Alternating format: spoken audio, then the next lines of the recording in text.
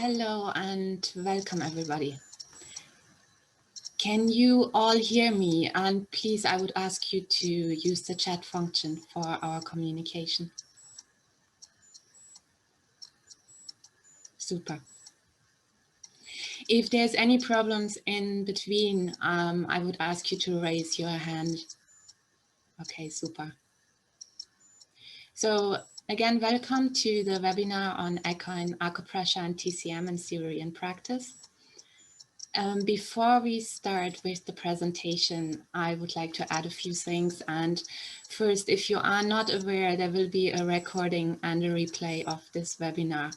So if you cannot make it, you can listen to it afterwards. So the full series. Yes, Nikki has a question, I think. And Jennifer there. So I'm not going to share the presentation, but parts of it. So after the seminar, I will, and when I have the recording, I will go through it and I will make the recording available together with a few downloads, and part of it will be the presentation. And so that was Jennifer, but I think, Nikki, do you have a question? I did unmute you because I think you were, I did mute you. So if you can use the chat function, if you have a question, maybe.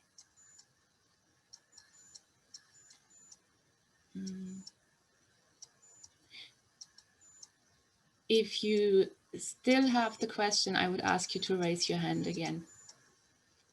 Otherwise, I will continue. So that's actually what I wanted to add, answered with the replays. They will be available. And this is the first of 6-part session, but you can basically attend the individual ones without any disadvantage. But this one will be a very general overview on acupressure and traditional Chinese medicine, where we will be in all the others a bit more specific. And also we won't do any particular points in this session that you can use for certain conditions, but we will do them in the following sessions. Also another thing, because we are, I think, here a very international group, and the legal regulations are quite different in different countries. And I'm based in Germany. I lived a long time in Ireland, but when I'm practicing in Germany, I'm an equine acupuncturist without being a veterinarian, because we have completely different regulations, whereas I'm aware that in the UK and in Ireland, you have to be a veterinarian. I'm even allowed to diagnose, which I don't do. I only offer TCM diagnosis, but not Western medicine diagnosis. And I don't need consent from a veterinarian, just to give you that as a background. I think we are quite the exception. I believe Sweden, you are also allowed to work as an acupuncturist with needles without having to be a qualified vet. Then yes, from here we will go into the presentation as such. For questions that come up during the presentations, I will address them afterwards at the end of the session. So we'll basically start with acupressure as such, the practice of it, and what it is, what it does, what it belongs to, what you can use it for. And then we have a quick look at TCM theory, which forms the basis of the practice of acupressure. Then we look at the energy part of it, and followed by the 12 major meridians and the associated organs. And finally, we will pick one of the major meridians and have a closer look at it, and end then with the questions. So acupressure is a very hands-on, very gentle form of body work that is practiced with our fingers on certain points on the body. It is one of the 5 pillars of traditional Chinese medicine. There is also acupuncture and moxibustion. And moxibustion, I got a question on that already in association with acupressure, so I will address that at the end. And then there's herbal therapy, Qigong, acupressure, together with Tuina, which is Chinese massage, and nutrition. From these 5 pillars, we can already see a bit, which is one of the strengths of traditional Chinese medicine, and that it's prevention. So acupressure, equally as all the other modalities, can be used for prevention, so that you can basically, that you avoid that a problem occurs as such.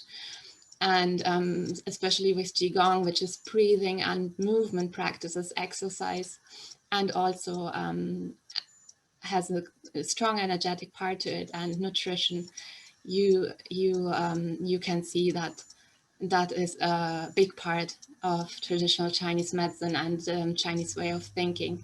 But we can also use it to address acute and chronic issues, and with acupressure, sometimes only complementary because it depends on the issue, but you definitely can use it as a support and as a benefit for that. And it plays also a big role to support acupuncture treatments. So I would, for example, when I treat a horse with acupuncture, or I usually combine acupressure and acupuncture, I would leave certain acupressure points to the owner that they can work with in between or after a session that I did. Actually, I also have in between for you a quick poll so that I know a bit of your background. So I would like to put that in between now. So, and I would ask you to maybe just quickly answer what you are. You can have, you can make multiple votes. So there's, yeah, okay.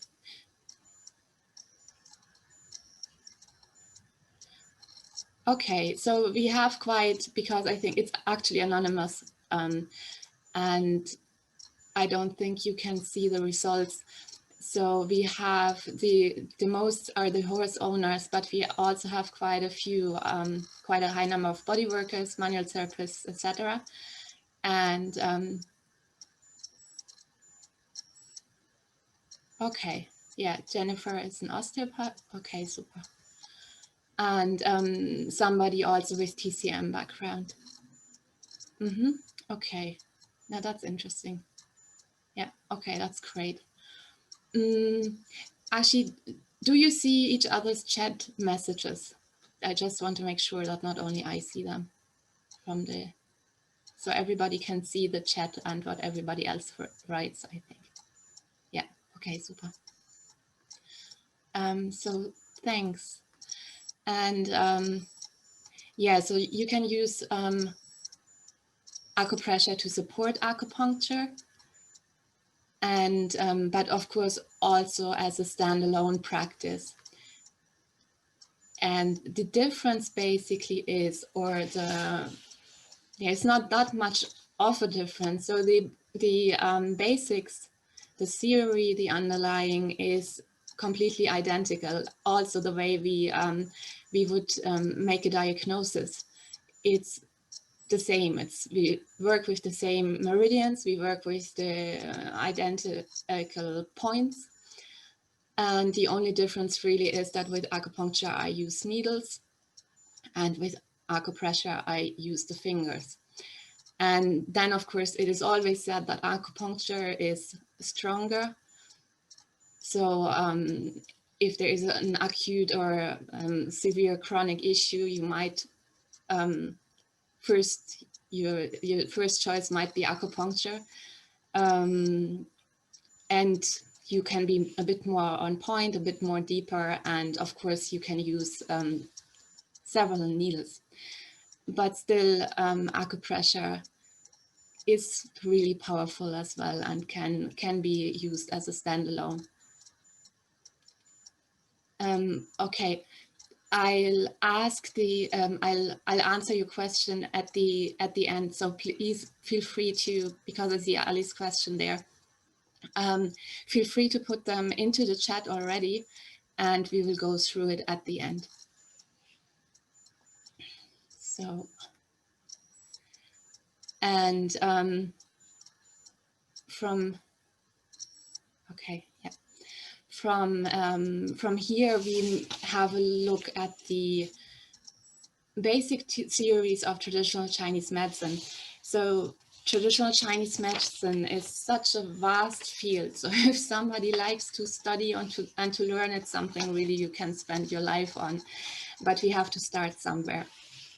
And there's also very different ways of practicing. So one's TCM therapist probably works very different than the next one and the next, because there is just so many ways in you can approach things, and the theories are underlying thing. You can put different emphasis on different things. So I have a different way of working as the next acupuncturist beside me. That's usually the case. But there are two basic concepts of TCM, and that's that both humans and animals are seen as a part of their environment, and that they're constantly influenced by their environment. So it's a very holistic view. It's nothing is all viewed separately. It's always viewed in relation to everything around it. And that also applies to the body as such. So from a TCM point of view, if there's something going on internally and we have an imbalance or another problem internally, that manifests in something that we can see externally. So also in diagnosis, our observation skills are very, very important. So because what we observe from the outside when we look at a horse can give us a lot of clues what actually is really going on in the inside.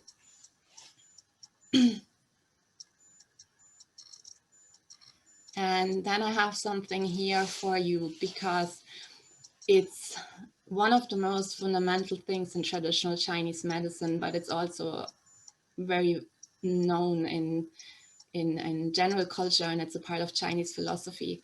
So if anybody has anything to share on it and any ideas on it, I would like to ask you to put it into the chat.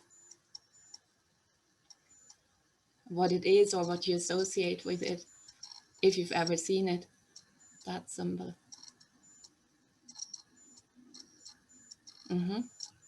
Yeah, it's yin and yang.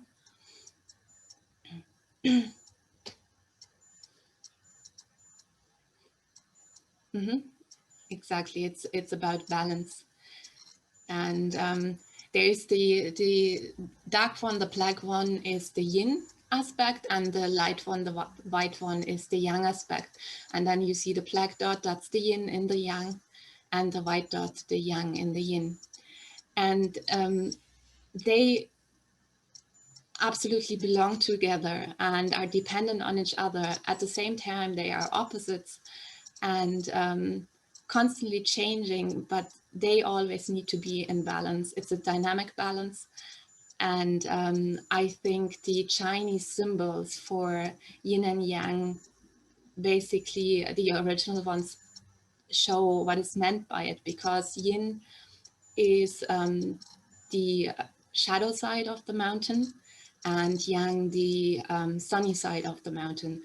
And as the sun moves, the shadow changes and the sunny side changes. So that's basically how yin and yang change.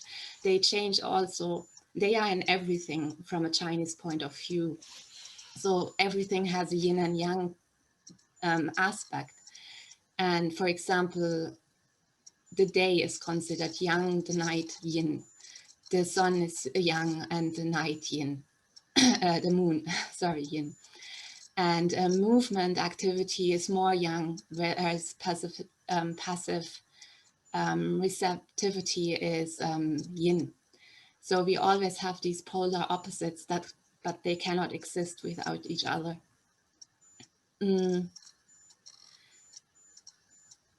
And that's basically the law of yin and yang. It's the natural order of the universe.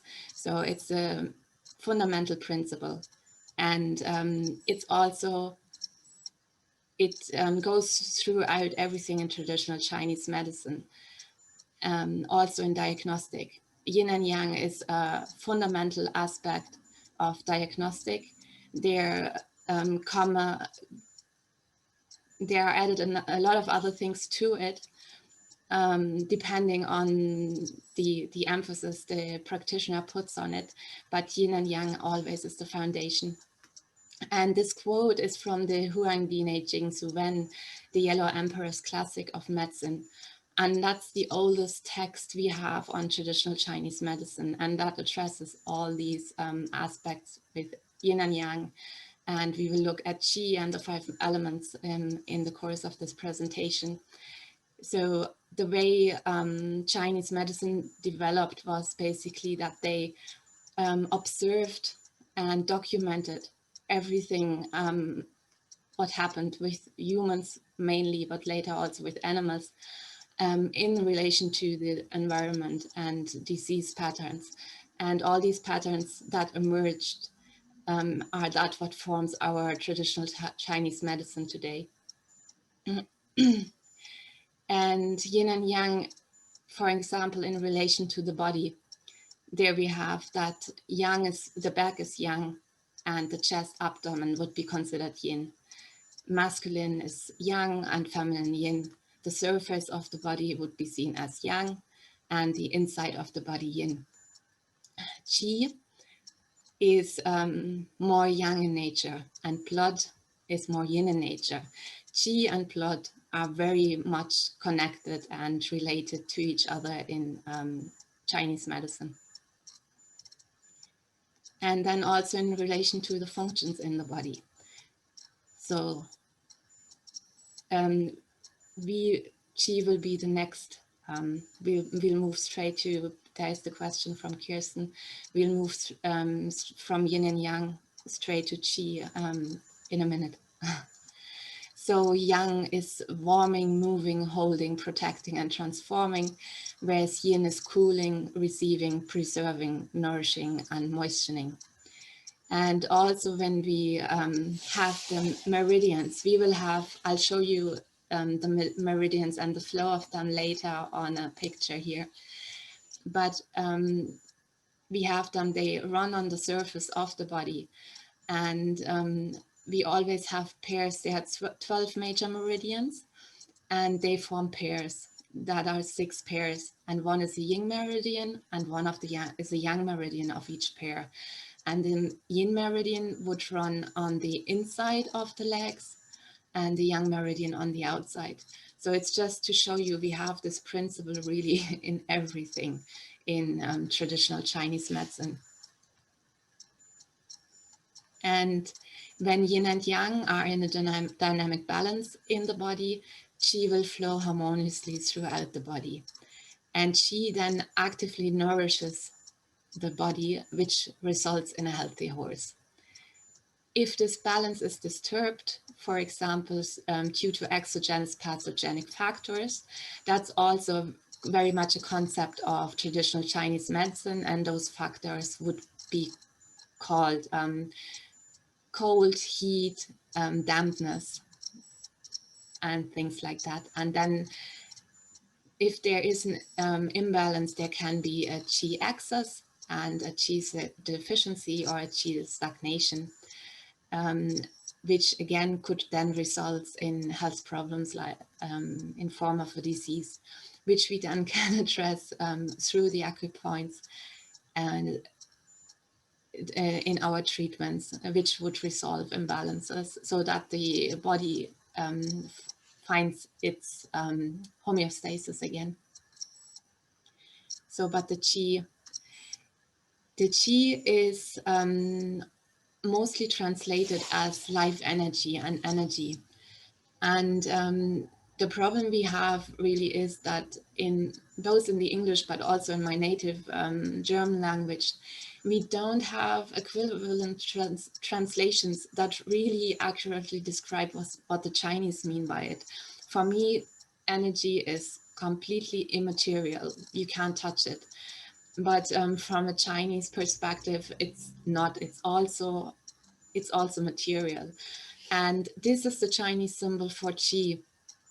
And the upper part of it means steam, which also refers to the breath, and the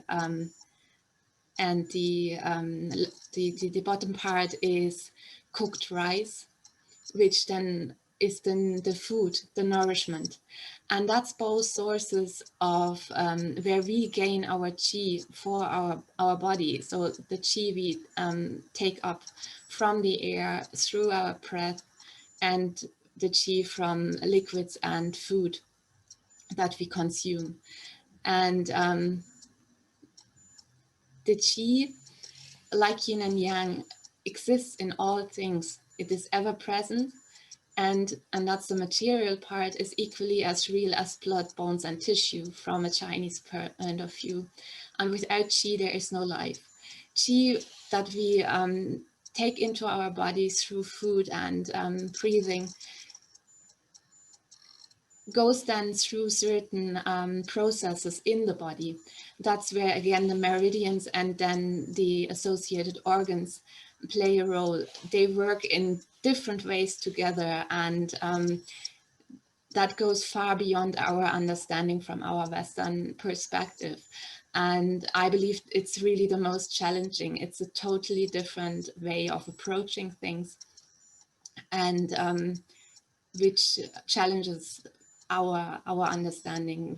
To understand Chinese medicine, we have to step out a bit of what we are used to. And qi flows through all the channels, meridians throughout the body, so that it can nourish the body on every level. And qi is also consumed by our daily activities, and needs continuously to be restored. There are different forms of qi, and as said, the one from the food and the breath, and which needs to be restored.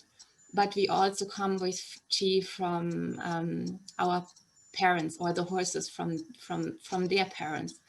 And that sort of qi, which is stored in the kidney, you cannot restore that.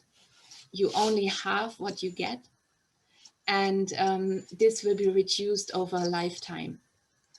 So through healthy living, you can basically contribute to maintaining it as much, and that is a slower reduce, but you cannot make it more.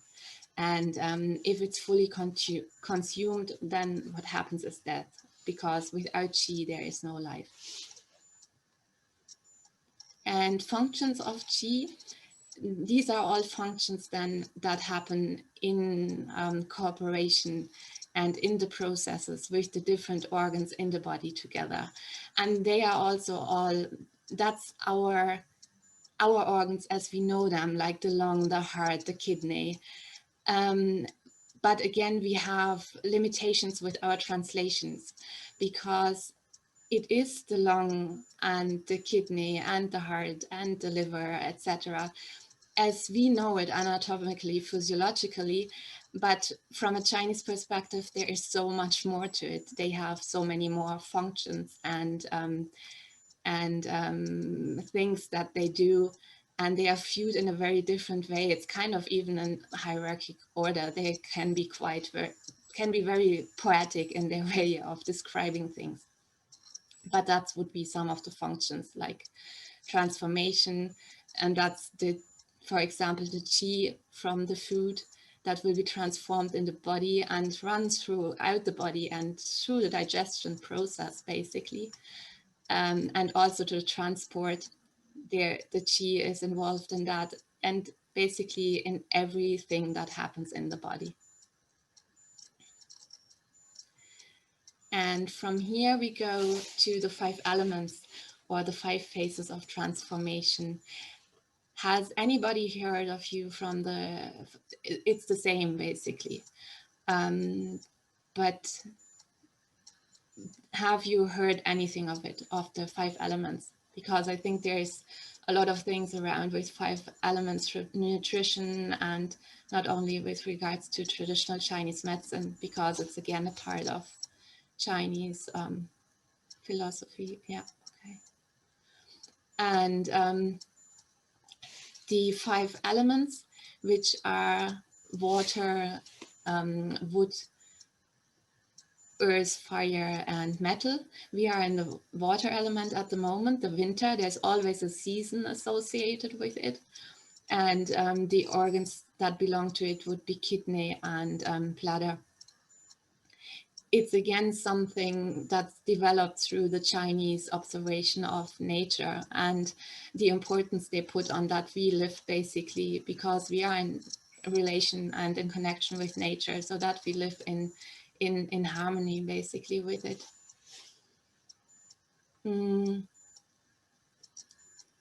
And here you see basically that's the elements, and we have that's why the phases of transformation is the more appropriate translation in some way, because it's phases, they are changing, and that's everything that is associated with it. So for us in medicine, what is particularly important is we always have an organ pair associated with it. So that's the lung and the large intestine associated with the metal. And as I said, the kidney and the bladder with the water, which belongs to the season of winter, whereas the metal to autumn. And these organ pairs, that's what I mentioned earlier, the yin and the yang pair. So that's the lung would be the yin organ and the large intestine, the yang organ, and the meridian. They always have, there is a major meridian and the organ to it. There's only because we have 6 pairs, 12 meridians, and only 5 elements. So here the fire, we have then 4 organs, 4 meridians. We also have to each element different body parts associated with them. So the skin and the body hair, so that's the coat with the horse, belongs to the lung and the large intestine. The mane and the tail would be considered to belong to kidney and bladder.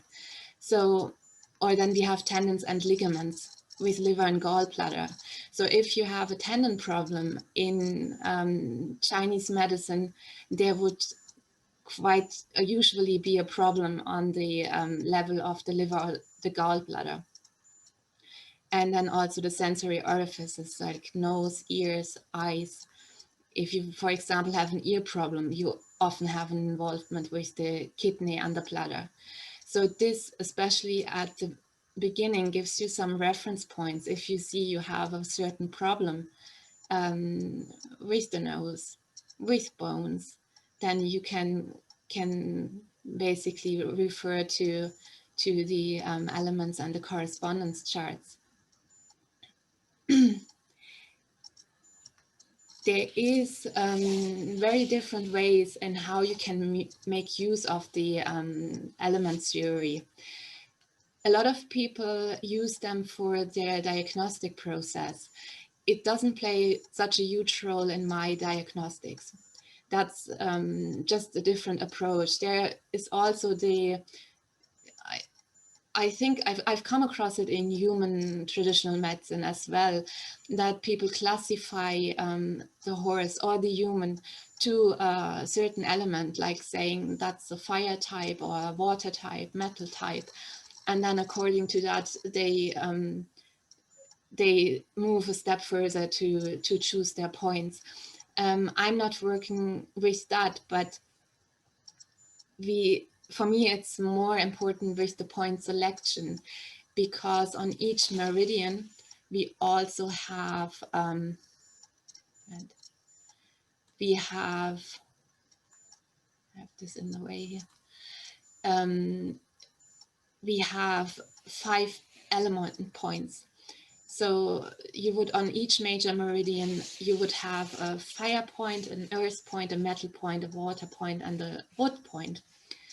So for example, if I have a problem, let's say on the spleen, and I have, sorry, I forgot about the creation and the control cycle. I have to explain that to you first.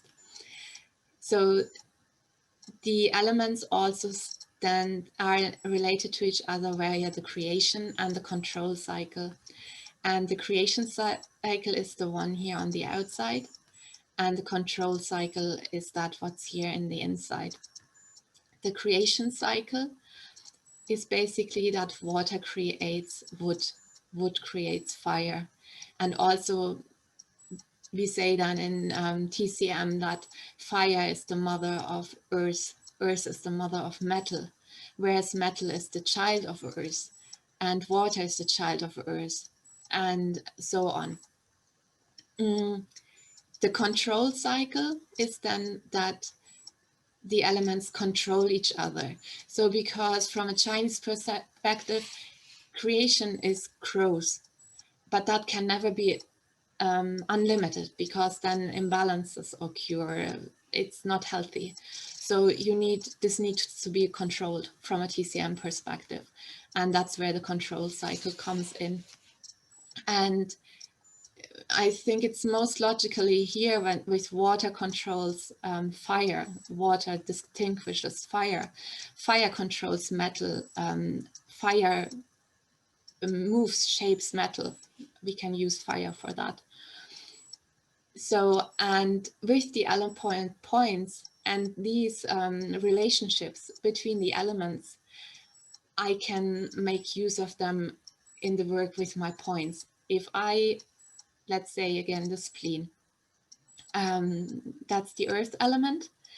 And if I have,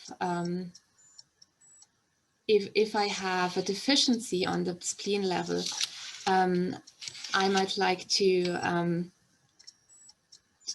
strengthen the excuse me, I'll be working on the spleen meridian, and I will strengthen it by using the fire point on the spleen meridian.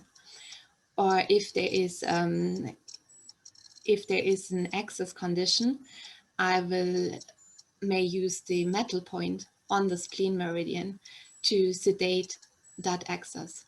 And that's something how I can make use of the relationships between them.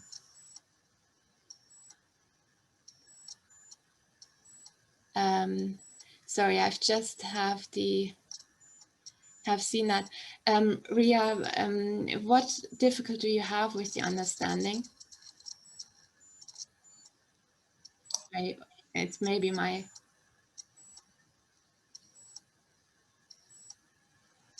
I just only seen the...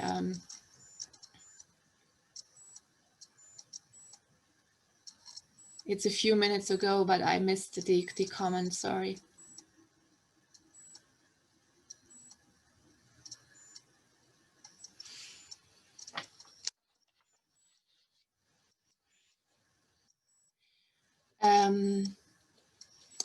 What connection with the acupoint, because this was a few minutes earlier, so I missed that. I don't know what that your question refers to. Yeah, okay. Yeah, acupressure points all over the body, yes. We will have a look. I have later on in the presentation, we'll be there. Integrate what in the acupressure?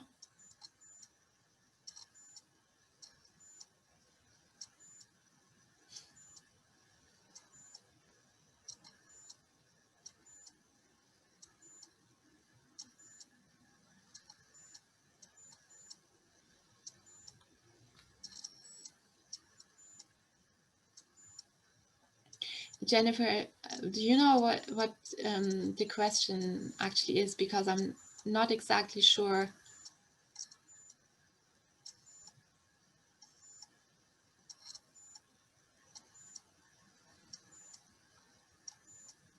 The five elements into the acupressure. Maybe leave the question at the end and word it in a way, because I'm lost here at the moment, so I'd better move on. So, okay. I just want to add a few words on the energetic aspect of acupressure and TCM, because it's often a little bit neglected, I think. And you actually can practice acupressure and acupuncture without not considering it at all. It's, I mean, in the meantime, we have quite a number of studies on the efficiency of acupuncture from a very scientific way of thinking, our major way of approaching things.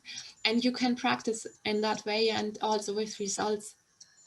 But I believe you leave out a very important part of what is part of acupressure and TCM, because TCM also doesn't separate emotional and even maybe spiritual and aspects from its practice. It all belongs together. There are different soul aspects in Chinese medicine, and in early practice, where it comes into me is how we approach the work, because there is always also when you perform practices like this there forms a relationship between the one who is treating and the patient, so the horse. And for me, that it means I'm responsible in what I bring to the horse, also in my state of being. So as an owner, if you want to apply acupressure, I wouldn't necessarily do it on when you just have a bad day and there's so much going on emotionally, especially negative emotions. I would put it on a day when you're more neutral. And as a practitioner, I believe we are really responsible for our self-care, that we can leave our stuff behind when we go and treat horses, and also that we don't pick up stuff that doesn't belong to us. And what helps with it are energetic practices, of course. The TCM practice would be Qigong, but there's so much more out there, like meditation and mindfulness practices, etc. So I think that's really an individual and personal thing, how somebody approaches it. And then where it also comes in is with the intention. We would like to have a healing intention when we start doing our work. Yeah, Nikki, I know you are quite aware of that because you do energy work. But I think here it's also, I mean, it's not in the majority of my trainings, only it was touched on in my acupressure training, but it was never ever addressed in any acupuncture training I have to say, because it's kind of not something really we speak about, but it's a very, very important factor also in the effectiveness of your work. That the moment, if we are not just petting the horse, we are touching the horse with an intention, and our intention can make a difference. But from here, there's of course also much more to this. We go a bit into the practice, and I'd like to start first with some contraindications. So I'd ask you at the start to not apply acupressure in foal mares. We can work on in-foal mares, but we really need to know what we are doing, because there are acupoints that can cause abortion. These are acupoints that can be quite helpful if you have a difficult birth process, but you really need to know what you're doing. Then just shortly or directly after feeding hard feed. If there are behavior changes, I would like people really to make sure they do things for a reason. And what may look as a behavior change, there may be physical issues, and you need to be clear that there is no pain involved, or nothing physical that needs to be addressed. In emergencies, call the vet. You may make use, if there is a colic, there are points that are really helpful in when there is a colic, but please use them after you rang the vet. And also I would like to add that what we are doing here for the start, and also in the following sessions, I will particularly there give you a few acupoints each time that are commonly efficient for a certain, or beneficial for certain Western indications. But that's a bit acupressure on recipe. It's no proper TCM diagnosis. It's just you cannot do any harm. You might just not have picked the point that could be most efficient and most effective. And you cannot do any, sorry, I was distracted there now.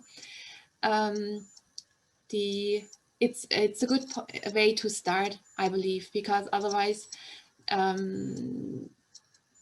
I always like to see if the owners that I work with, if they actually really make use of the acupoints I give them, and see the responses from the horse, and that there is benefits to it.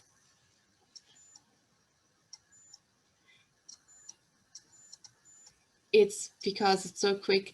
It's roughage, it's fine. So there's no problem. It's only hard feed really, because it's just harder on the digestion. But grass, hay, no problem at all. It's also, I didn't put it on the list because it's a bit with exercise. I wouldn't do a full acupuncture treatment just before exercise training or straight after it. But there's no problem to work with a few acupoints and do acupressure in your grooming routine. So I wouldn't see any problem with that. So I didn't put it on the list. But depending on the extent of work that you are doing, I would also be on the side of caution in relation to training. So the major meridians and the Sang Fu organs, we've mentioned them quite a few times already. So the meridians are pathways of the body through which qi, blood, and other vital substances circulate, with which the body and the internal organs are supplied. I have an overview of the meridians on the next slide, so we'll have a look at that. And each major meridian is associated with a specific Sang Fu organ. And on the meridians, there are bundles of energy in the form of acupoints, and through which we can influence the flow of qi and correct any imbalances. So these are the 12 major meridians. It's probably, hopefully clear enough, but there are 12 really, and they run bilateral on both sides of the body. And you, for example, have, again, you usually have a meridian starting on the head that runs down then on the outside, ends on the coronary band. Sorry. And then another one that starts on the inside of the leg, runs up to the head. And then you have another one that will start on the head and run all over the body and down on the outside of the leg. And again, another one that will start on the coronary band on the inside and run all the way to the chest. So to give you just an idea where they can all flow, you see here all these lines, they are all meridians.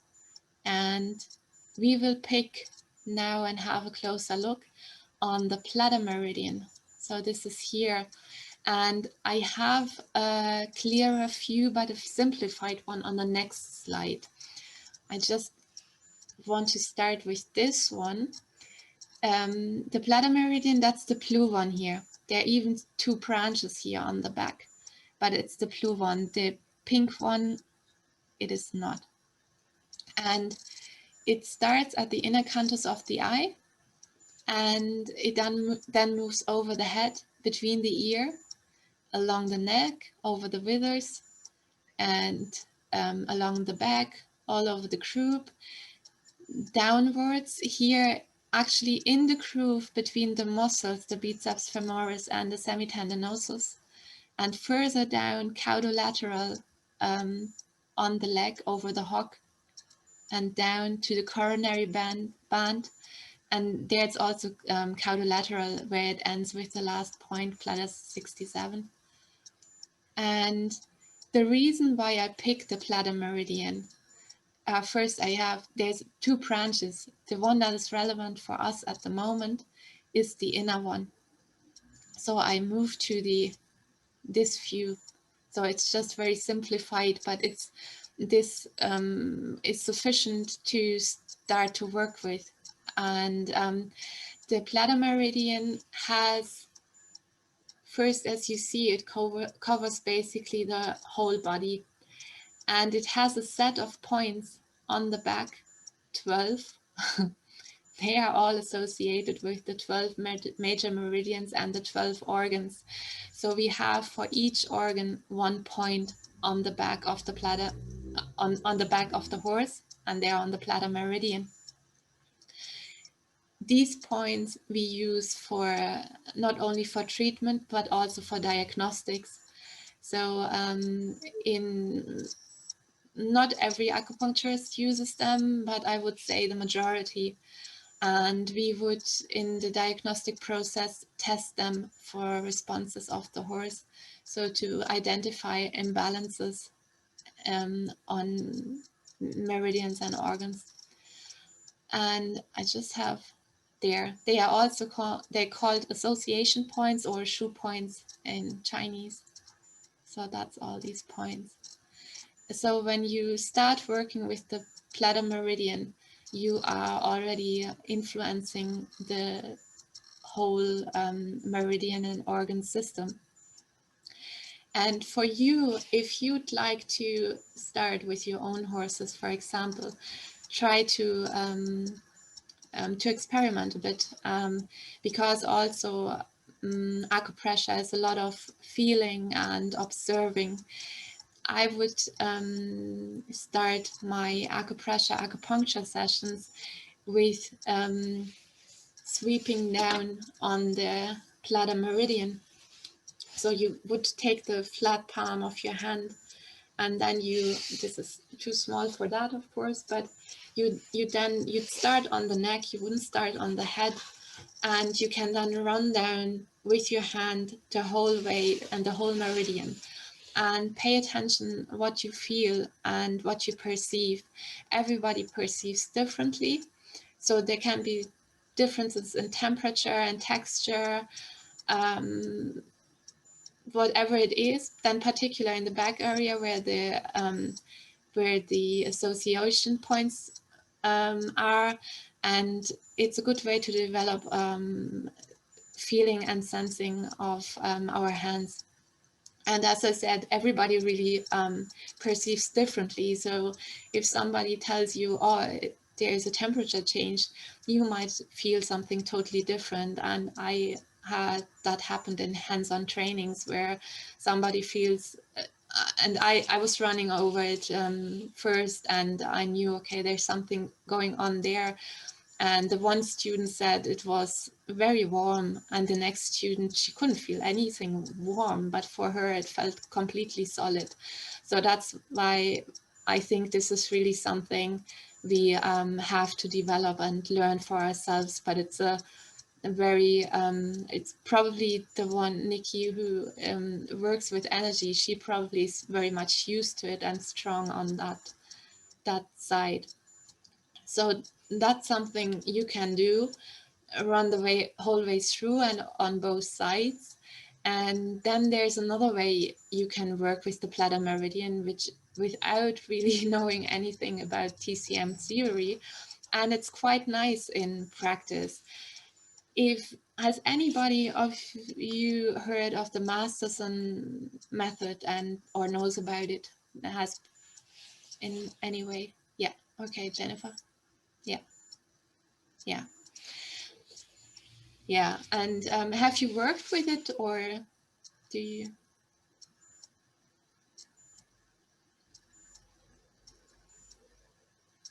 or have you only heard about it? Okay. Yes. So Jennifer has done the platter meridian release, because I think it's really an absolutely lovely way to work with the platter meridian.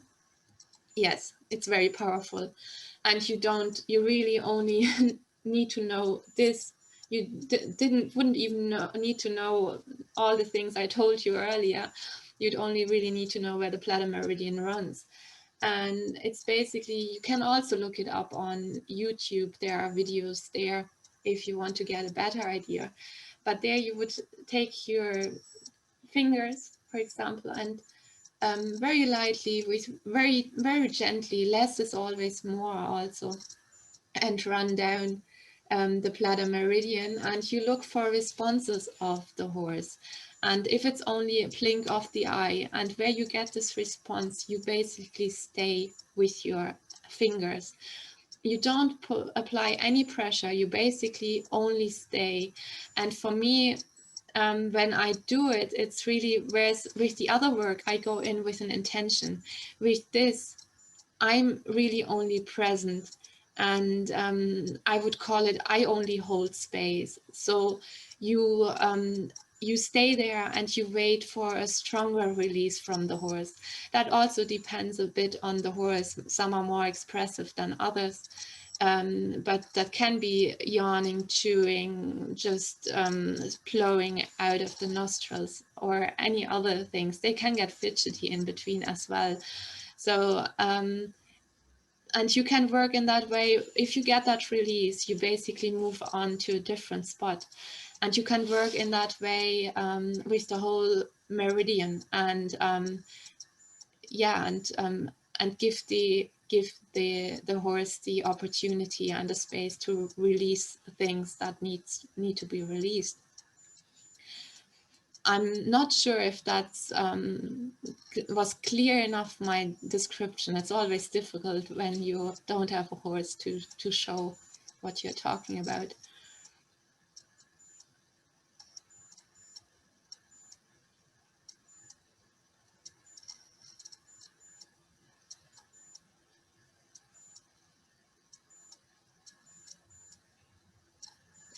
Could you, okay, so it seems clear.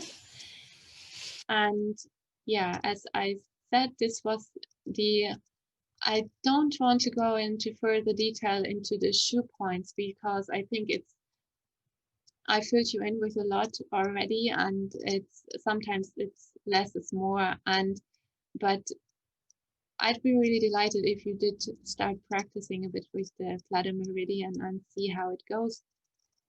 And I'm at the end with what I wanted to tell you. So if you have any more, I'll go up to the question, and if you have any more, please feel free to put them in there.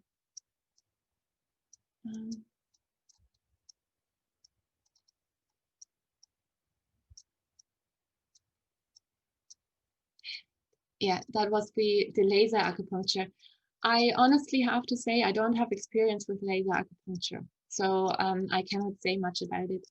I know there are people who swear on it and do work a lot with it, and I think it's especially also a good way, because I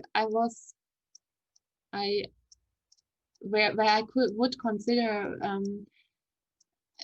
trying it as an option. There's sometimes points that is hard to stick a needle in, or even apply pressure, even if it's very gentle. So you could work on them very nicely with a laser, I think. And also then there are horses who really, really don't like acupuncture, and that's okay. But it would be a great alternative. And of course, not even if you need it as an alternative, but I don't have any experience with it.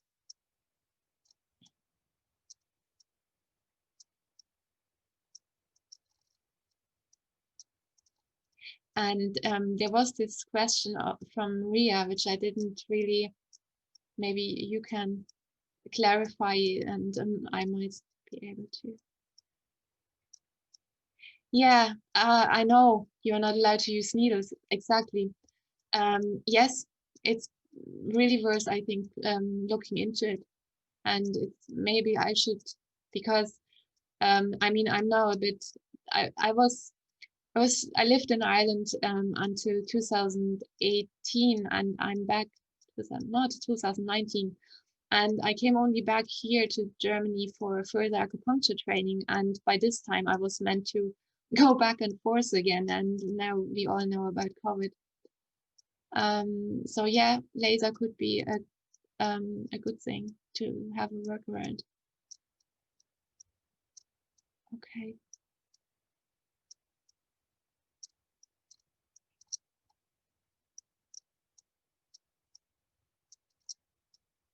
Yes, I will the hands-on technique. I will go over the hands-on technique more in further session. Especially this was because I always feel I need to also make clear that what TCM really is, that there is really such a theoretical concept beneath it. But we will also look how to practically work on individual points, how you apply acupressure on points.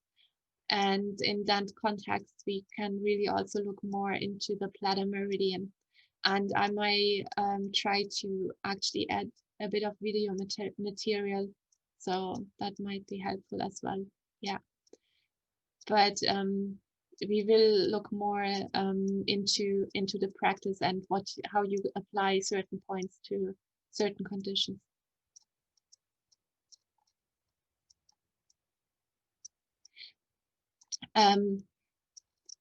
That's the question from Ria on the 5 elements, that in winter you have to give attention to the kidney and work on that. Does it work this way? You can use it that way, and in many others. So, but it is, for example, now a good time to strengthen the kidney. And because we are in that time of the year. And it's I think at the beginning often a bit overwhelming, TCM theory, and it's only over time that you actually really get an idea how it is all connected. And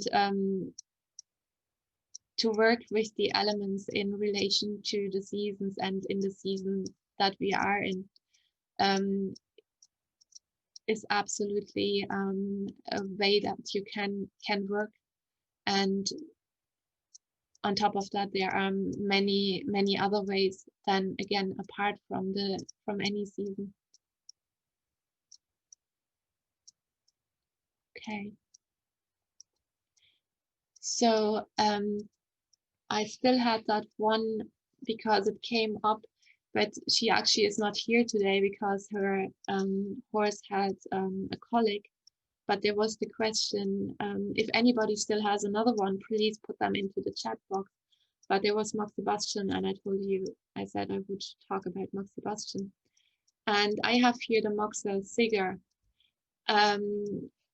This is filled with a herb, a dried herb, and that's now I'm mugwort, I think.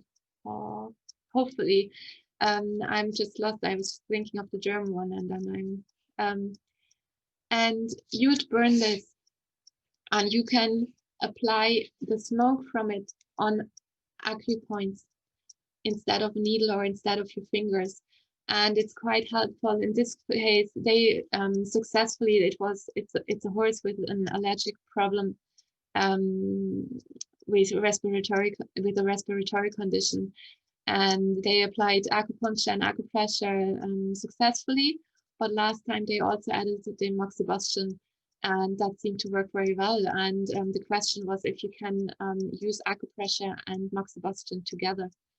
And you definitely can, and you can use that. So you would basically burn that. You would light this at the top, and you would get like smudging, and hold that on the point. You always also put your finger beside that, because you want to make sure that it doesn't get too hot. And that's used for certain conditions where like you again, you need the diagnosis where you have a deficiency and cold, so you are adding warmth to it by this. So